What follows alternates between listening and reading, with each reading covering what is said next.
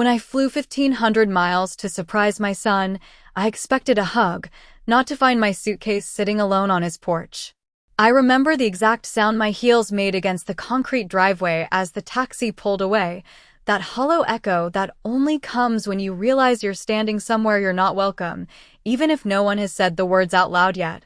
And I stood there for a moment, staring at the front door of the house I had memorized from pictures Daniel used to send me, the blue shutters, the little wreath Ashley changed every season, the porch light that was still on even though it was nearly noon. And right there beside the welcome mat, like something that had been quietly discarded, was my suitcase, the same one I had packed the night before with care, folding my clothes the way I used to when Daniel was a boy going off to summer camp. Making sure everything was neat, everything in its place, because I thought this trip meant something. I thought it mattered that I hadn't seen my son in over a year, that I had saved up for months to afford the flight, that I had rehearsed the moment in my head where he'd open the door, smile, maybe even laugh and say, "Mom, you should have told me you were coming," but the door didn't open, not even a crack, not even after I knocked once, then twice, then a third time just a little louder. Trying to convince myself maybe they were in the backyard, maybe they hadn't heard me, maybe this was all just a misunderstanding, but the house stayed quiet, too quiet for a place that was supposed to be full of life, and I found myself glancing down at my phone, checking the time like it would explain something, like it would tell me I had arrived too early or too late, like there was a version of this moment where things still made sense, but there wasn't, because I had texted Daniel when I landed. I had called once from the airport, and again when I was 10 minutes away, and each time it rang until it didn't, until it went to voicemail with that same cheerful message he'd recorded years ago, back when he still called me every Sunday, back when my number wasn't something he avoided, and I stood there on that porch, the sun hitting my shoulders, the air warmer than I expected for early spring, and I realized something I wasn't ready to admit. Not yet, not fully, but it settled in slowly. Like a truth that had been waiting for me to catch up, because my suitcase wasn't just outside by accident, it wasn't forgotten, it wasn't misplaced, it had been put there, carefully, deliberately, by someone who knew I was coming. Someone who didn't want to open that door, and for a long moment I didn't move, I didn't knock again, I didn't call, I just stood there looking at that closed door, remembering the little boy who used to run toward me every time I came home, who would wrap his arms around my waist like I was the safest place in the world, and I wondered, quietly, without tears, without anger, just a steady, sinking calm, when exactly that door had closed on me for good. I did not knock again after that because something in me already knew there would be no answer, not the kind I had come all this way for, so I lowered my hand slowly and picked up my suitcase, feeling the weight of it in a way I had not when I packed it. Like every folded sweater and carefully chosen gift now meant something entirely different, and I sat down on the edge of the small wooden bench beside the door, the one I had seen in pictures during Christmas, the one Ashley had decorated with a red ribbon last year, and I waited, not for them to open the door, but for myself to understand what was happening, because confusion has a way of making you stay longer than you should. It tells you to give people the benefit of the doubt, to assume kindness where there is none, and I had lived my whole life believing in that kind of patience, the kind that forgives before it asks questions. But as the minutes passed and the quiet did not break, I started to notice things I had ignored at first, like the way the curtains in the living room were slightly parted, just enough that someone inside could see out without being seen clearly, and the way the porch light was still on even though it was bright outside. As if it had been left on overnight, as if someone had been awake, waiting, and that thought settled into me with a calm that surprised me, because if they had been waiting, then they had known exactly when I would arrive, exactly what I would see, and exactly how I would feel standing there with nowhere to go, and for the first time since I stepped onto that porch, I did not feel confused anymore. I felt something quieter, something steadier, like a door inside me had closed in response to the one in front of me, and I reached into my purse and checked my phone again, not because I expected a message, but because habits are hard to break, and there it was, the last text I had sent Daniel that morning, simple and warm, saying that I had landed safely and that I could not wait to see him, and there was no reply, not even a short acknowledgement, not even a single word, just silence sitting there on the screen, and I thought back to the last phone call we had a week ago, the one where Ashley had answered instead of him, her voice polite but distant, telling me he was busy, that work had been stressful, that maybe it was better if I visited another time, and I had laughed it off then, telling her I had already booked my ticket, that it would be a nice surprise, and there had been a pause on the line, just long enough that I should have noticed, just long enough that I should have understood, but I did not, because I did not want to believe that my presence could be anything other than welcome, and now, sitting there with my suitcase at my feet and the door still closed, I realized that nothing about this moment was spontaneous, nothing about it was accidental. This was planned, quietly and carefully. In a way that did not require raised voices or harsh words, just a simple, undeniable message placed right in front of me, and as I looked up at that door one last time, I did not feel the urge to knock anymore. Because whatever answer was behind it had already been given to me in the clearest way possible. After a while, I stood up because staying there any longer would have meant pretending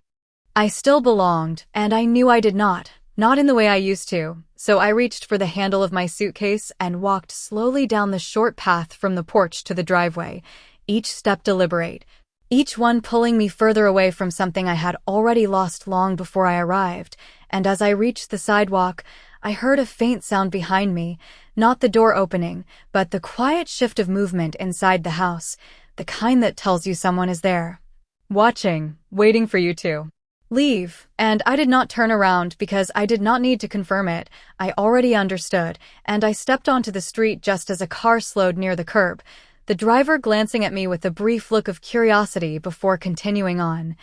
And that was when a voice called out softly from across the yard, a woman I recognized from one of the photos Daniel had sent months ago, the neighbor with the small white dog, standing near her mailbox, her expression hesitant but kind, and she said, "Are you Margaret?" And I nodded, surprised that someone here knew my name when my own son had chosen not to say it, and she walked a few steps closer, lowering her voice as if she did not want to be overheard.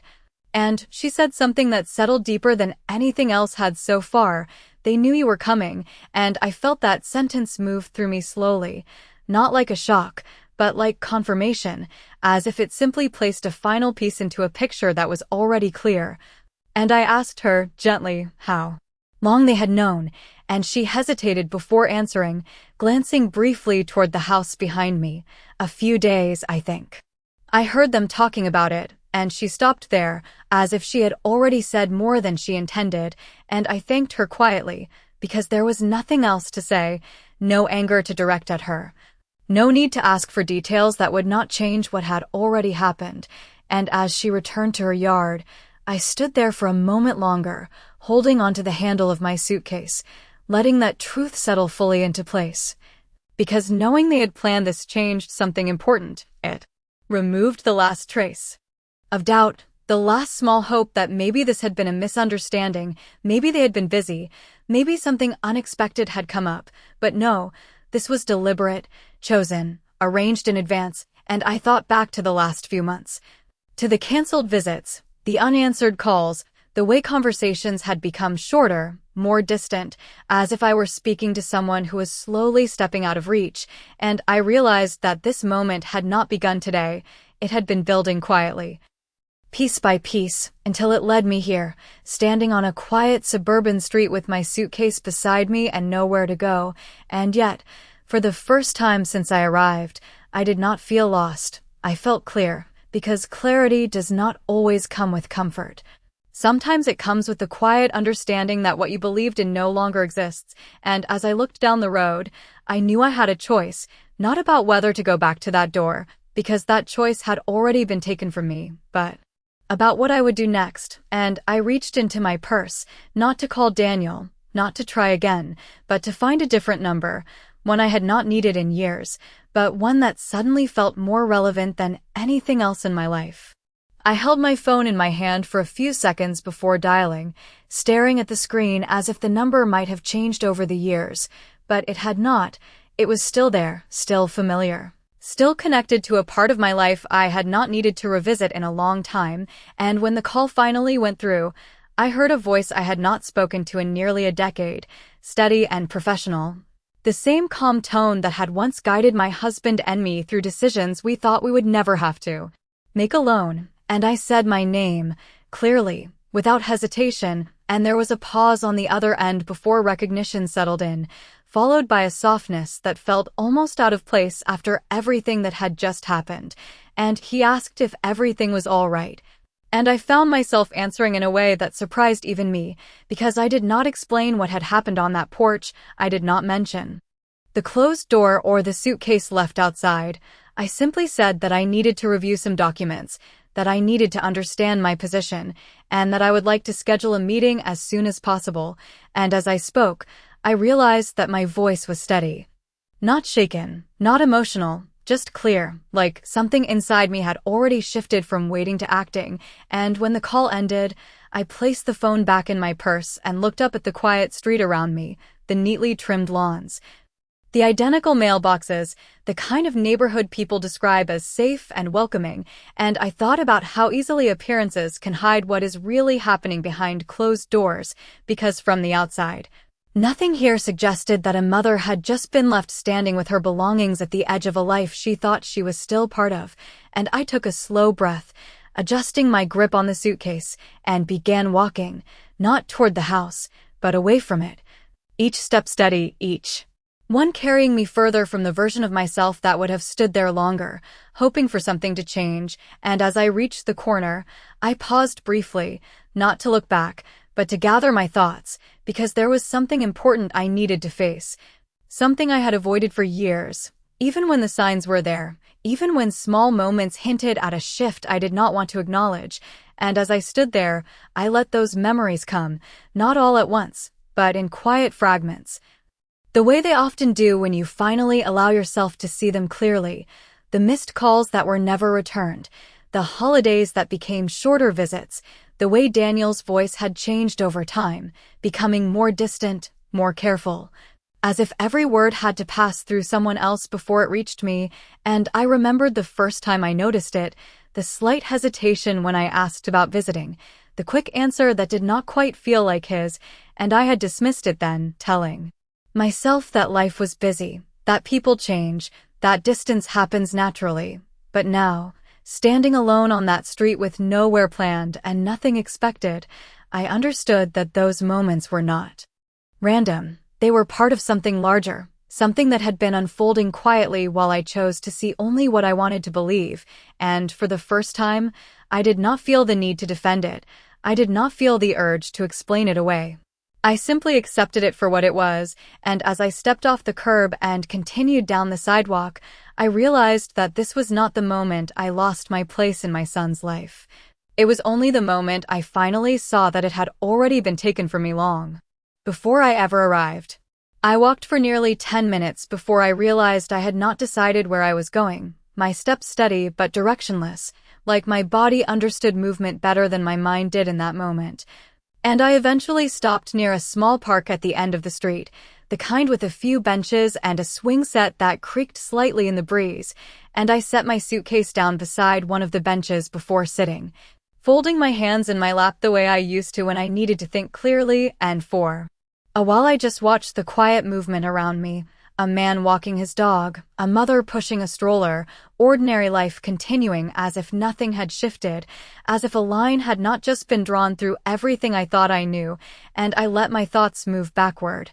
not out of nostalgia, but because I needed to understand how I had arrived here without seeing it sooner. And I remembered the years after Daniel's father passed, how quiet the house had been then too, how I had filled that silence with work, taking on extra shifts, saving every dollar I could, making sure Daniel never felt the absence the way I did. And I remembered packing his lunches, driving him to school before my early shift, staying up late to help with homework even when I could barely keep my eyes open. And I remembered the promise he made when he left for college, standing in the driveway with his car packed, telling me he would always take care of me the way I had taken care of him. And I had believed him, not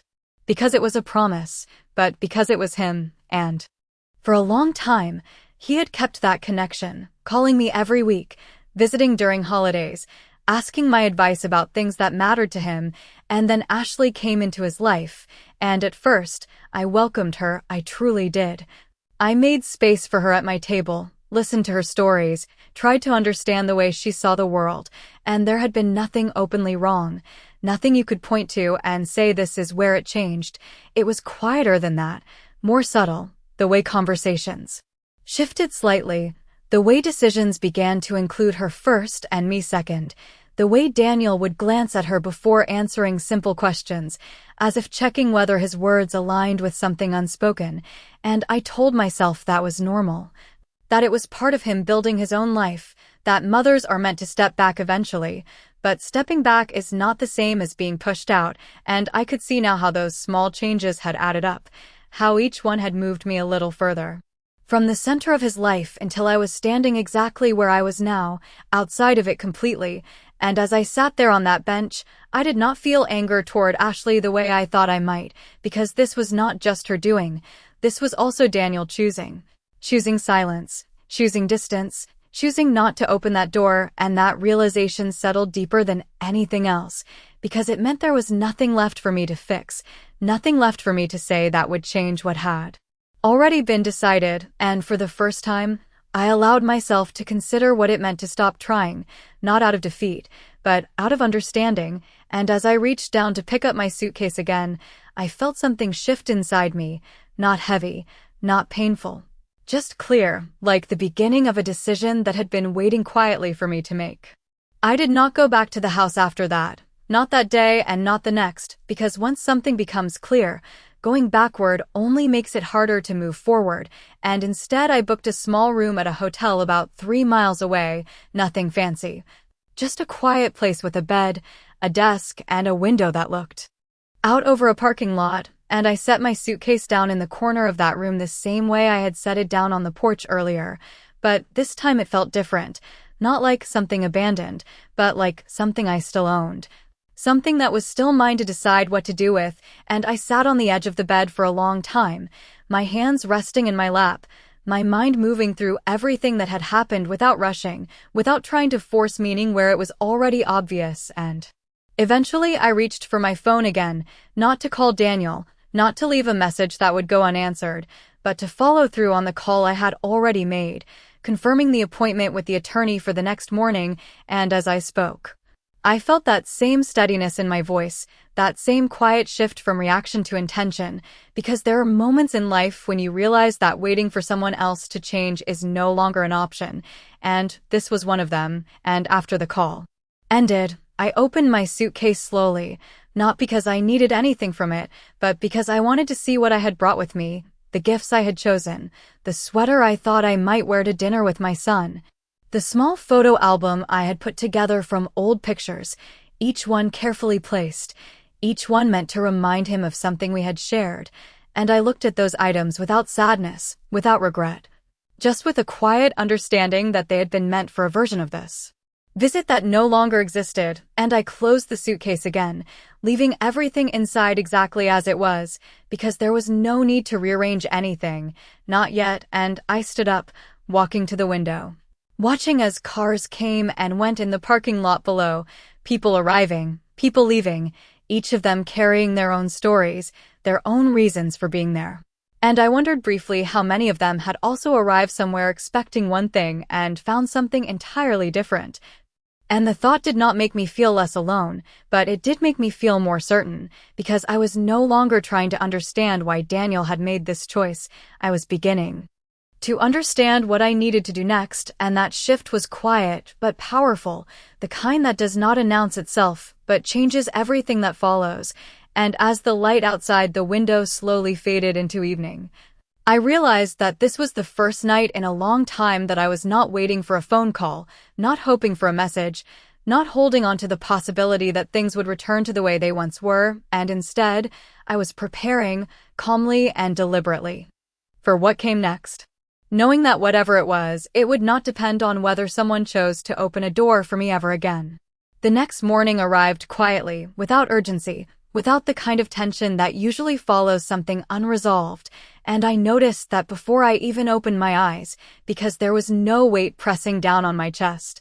No sense of waiting for something that might or might not happen, only a calm awareness of what I had already decided, and I got up slowly, moving through the room with the same steady rhythm I had found the night before, getting dressed, brushing my hair, preparing myself. Not for a confrontation, but for a conversation that would finally give shape to everything I had been avoiding for years. And when I stepped outside, the air was cool and clear, the kind of morning that makes everything feel sharper, more defined. And I walked the short distance to the office building where I was meeting the attorney, noticing small details along the way, the sound of traffic, the smell of coffee from a nearby shop, the ordinary pieces of life continuing without interruption. And when I arrived, I was greeted with the same quiet professionalism I remembered, the same calm environment that does not rush you, but also does not let you hide from what needs to be addressed. And as I sat across from him, placing my purse carefully on the table, I did not begin with emotion. I began with facts, explaining that I needed a full review of everything that had been set in place years ago. Everything my husband and I had arranged when we thought we were planning for a future. That included stability, security, and respect, and he listened without interruption, nodding. Occasionally, pulling out documents, referencing files that had been sitting untouched for far too long, and as he began to speak, outlining the structure of what had been created, I felt something shift again, not surprise, not even relief, but recognition. Because what he was describing was not new, it was something I had known once but allowed myself to forget. A system designed carefully to protect what we had built, to ensure that decisions could not be made without my consent, to guarantee that control did not simply pass from one generation to another without consideration. And as he explained the details, the accounts, the ownership structures, the legal authority that still rested with me, I realized that while I had been stepping back emotionally, I had never truly stepped away from the position I held, and that distinction mattered more than I had understood, because it meant that what had happened on that porch was not just an act of rejection. It was also an assumption that I no longer had a role, no longer had influence, no longer had the ability to decide what happened next, and I sat there listening carefully, asking questions when needed, making notes in a way that felt both familiar and necessary, and by the time the meeting began to come to a close, I was no longer thinking about the closed door or the suitcase left outside. I was thinking about the steps ahead, the actions that would follow, the quiet decisions that would reshape everything without the need for raised voices or dramatic gestures. And as I stood to leave, thanking him for his time, I felt a clarity settle into place, not as a reaction to what had been done to me, but as a response to what I now understood. And as I stepped back out into the morning light, I knew that whatever came next would not be defined by the moment I was turned away, but by the choices I was now fully prepared to make. I did not return to the hotel right away after leaving the office, because there was something important about letting the information settle while I was still outside, still moving, and I found myself walking into a nearby bank branch without planning to. Simply because it was there, because it was open, and because for the first time in a long while, I understood that waiting was no longer necessary. And as I stepped inside, the air felt cooler, quieter, structured in a way that made decisions feel more concrete. And I approached the front desk calmly, giving my name, answering the questions they needed to verify my identity, each step familiar in a distant way, like something I had done before but had not needed to revisit until now. And when I was guided to sit with a representative, I placed my hands lightly on the desk, steady, composed, explaining that I needed to review access permissions, that I wanted to confirm which accounts were still under my authority. And as the screen turned toward me and the details appeared, I saw it clearly, not as a surprise, but as confirmation of what I had just been told, accounts that still listed my name, permissions that had never been removed, structures that had remained exactly as they were originally arranged, untouched, unchanged, waiting. And I listened carefully as the representative explained each section, each layer of control, each point where authorization was required, and I nodded, not out of politeness, but because I understood now how everything connected, how decisions made years ago were still shaping what was possible today. and I made a few quiet requests, nothing dramatic, nothing that would draw attention, just adjustments, clarifications, confirmations that certain access points would now require direct approval, that certain notifications would be redirected, that certain actions would no longer move forward automatically. And the process was smooth, efficient, almost routine, and that was what struck me the most. How something so significant could be handled in such a calm and orderly way, without conflict, without confrontation, just a series of steps taken with intention, and when it was done, I thanked the representative and stood, gathering my purse. Feeling no rush, no urgency, only a quiet sense of alignment between what I now knew and what I was beginning to do, and as I stepped back outside, the sunlight felt different, not warmer, not brighter, but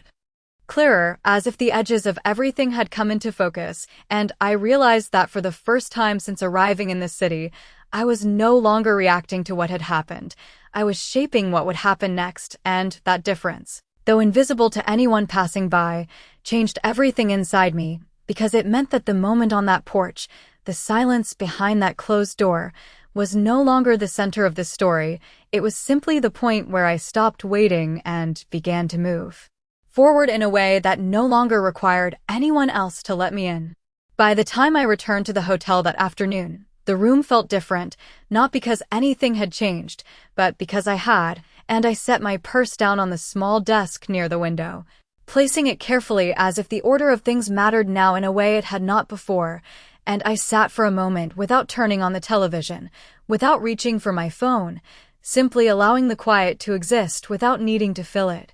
And it was in that quiet that my phone finally rang, the sound sharp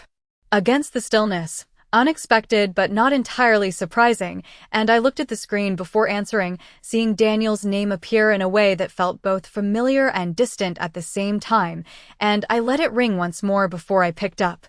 Not out of hesitation, but because I wanted to answer on my terms, not out of reflex, and when I did not speak first. I waited, and there was a brief pause on the other end before his voice came through, slightly tense, slightly uncertain. Asking where I was, asking why I had not said anything, as if silence had not already been the language chosen long before this call, and I listened without interrupting, without correcting him, without filling the space with explanations he had not offered me.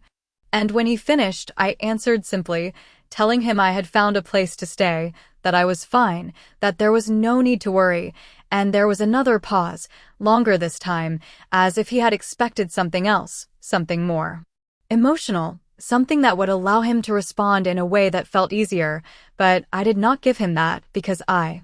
was no longer trying to create comfort where none had been offered, and he asked why I had not come back, why I had not knocked again, and I let that question sit between us for a moment before responding, my voice steady, not sharp, not cold, just clear, saying that I had understood the situation the first time, that there was no need to repeat it, and I could feel the shift in his breathing on the other end, the quiet realization that I was not speaking from confusion anymore, but from understanding, and he began to explain, something about timing, about things being complicated, about not knowing how to handle the visit, and I listened again, not because I needed the explanation, but because it confirmed what I already knew, that this had been thought about, discussed, decided, and as he spoke, I found myself looking at the suitcase in the corner of the room, still closed, still exactly as I had left it, and I realized that just as I had not opened it again, I was not going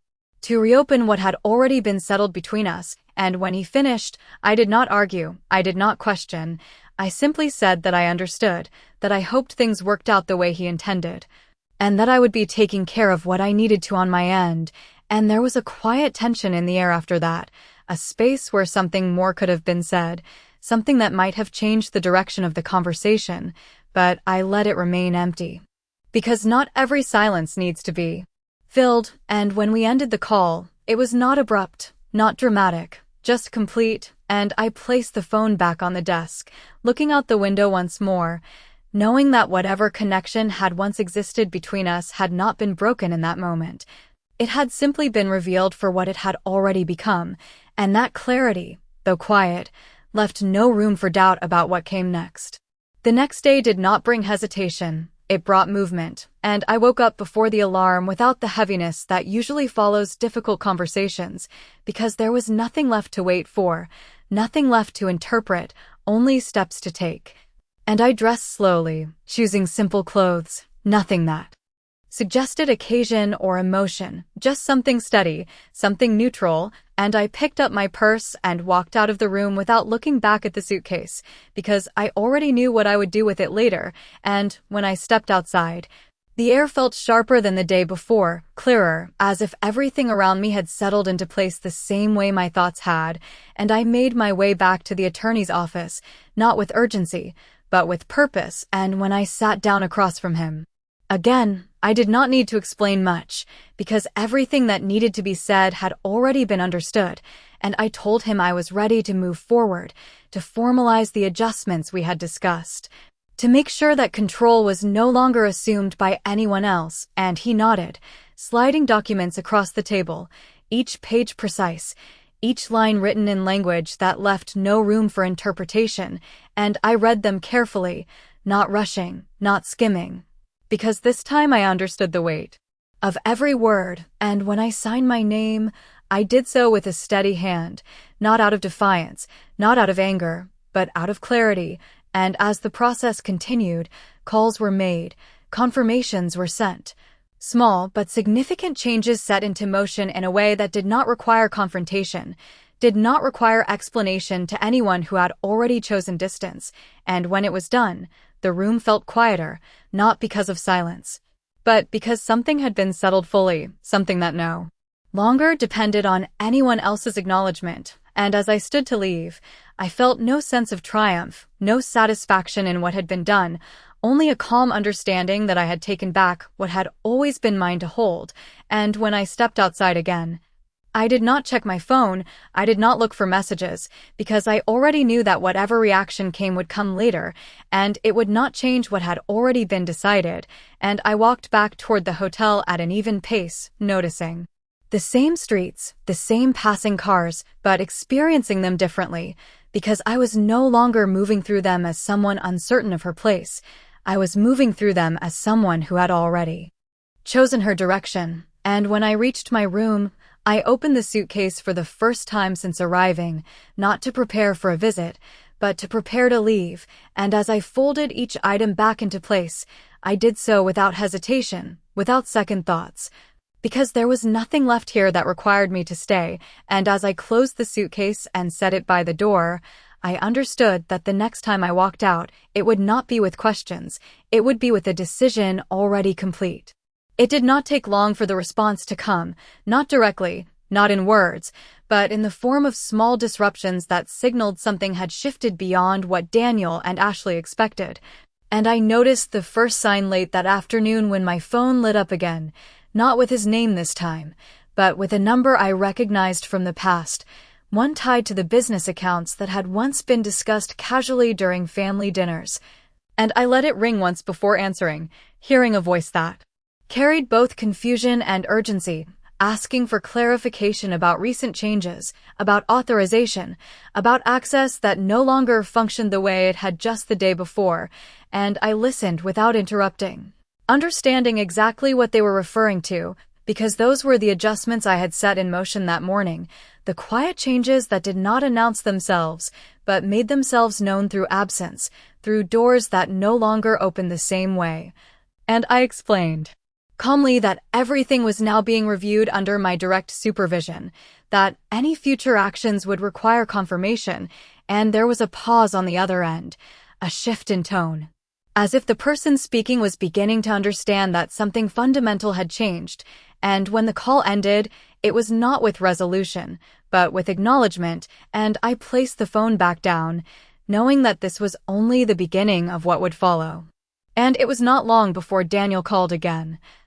This time without hesitation, his voice more direct, more tense, asking what was going on, asking why certain accounts were restricted, why decisions could not be processed, and I could hear the confusion behind his words, the underlying assumption that something must have gone wrong, that something needed to be fixed, and I let him speak, not rushing him, not correcting him, because clarity does not need to interrupt, it waits, and when he finished, I answered in the same tone I had used all day, steady, measured, explaining that nothing had gone wrong, that everything was simply being handled differently now, that I was reviewing matters personally moving forward, and there was silence after that, longer than before, the kind that comes when expectations no longer align with reality, and he asked, more quietly this time, why I had not told him, why I had not discussed it first, and I considered the question for a moment before responding. Not with accusation, not with blame, but with a simple truth that I had not been included in decisions concerning my own place in his life, that I had been informed through actions rather than words, and that I was now choosing to do the same. And the silence that followed carried more weight than anything else said in that conversation, because it was not filled with argument, it was filled with recognition, and when the call ended, it did so without resolution, without agreement, but with a clear understanding that something had shifted beyond repair, and I sat there in the quiet room, looking at the closed suitcase by the door, feeling no satisfaction, no sense of victory, only a calm awareness that the balance had changed, not through force, not through confrontation, but through quiet decisions made at the right moment, and as the evening settled in, I realized that the reactions I was hearing were not about loss, not in the way I had experienced it, they were about adjustment. About the realization that control had never truly been theirs to begin with, and that difference, though subtle, marked the final step in something that had been unfolding long before I ever arrived. The morning I left, I did not rush, because there was nothing chasing me anymore and nothing pulling me back, and I moved through the room with a quiet sense of completion, picking up my suitcase, checking the small details the way I always had, making sure nothing was forgotten, not because I needed anything from this place, but because habits built over a lifetime do not disappear in a single moment, and when I closed the door behind me, I did not look back, not out of determination, but because there was simply nothing left to see, and as I walked through the lobby, past the front desk where the clerk gave a polite nod, I felt something settle fully into place inside me, something that had been forming since the moment I stood on that porch, something that no longer needed to be questioned or explained, and when I stepped outside, the air felt open, not heavy, not uncertain, just open, like a space that no longer belonged to anyone but me, and I called for a ride to the airport, giving the address clearly, calmly, and when the car arrived, I placed my suitcase in the back and took my seat without hesitation, watching as the city passed by through the window, the same streets I had walked just days before, but now they felt distant, like something already behind me, and during the drive, my phone remained silent, not because there was nothing happening, but because I had chosen not to respond to anything that no longer required my attention, and that silence felt different now. Not empty, but intentional, like a boundary that did not need to be announced to be understood, and when I arrived at the airport, I moved through the familiar routine of check-in and security with ease, the rhythm of it grounding in a way that felt almost comforting, and as I sat at the gate waiting to board, I allowed myself one brief moment of reflection, not on what had been done to me, but on what I had finally done for myself. Because there is a difference between being pushed out and choosing not to return, and that difference changes everything, and when my flight was called, I stood, picking up my suitcase, stepping forward with the quiet certainty that had carried me through the past few days. And as I walked down the jet bridge, I understood something I had not fully seen before, that the door that mattered had never been the one in front of my son's house. It had been the one inside me, the one that decides what I accept, what I allow, and what I walk away from without asking for permission, and as I took my seat on the plane and fastened my seatbelt, I looked out the window as the ground slowly moved beneath us, feeling no anger, no regret. Only a steady sense of distance growing in the most necessary way, and as the plane lifted into the sky, leaving everything behind without effort, I realized that I had not come all this way to visit, I had come to see clearly, and now that I did, there was nothing left for me there, and nothing left that could ever make me stand outside that door again.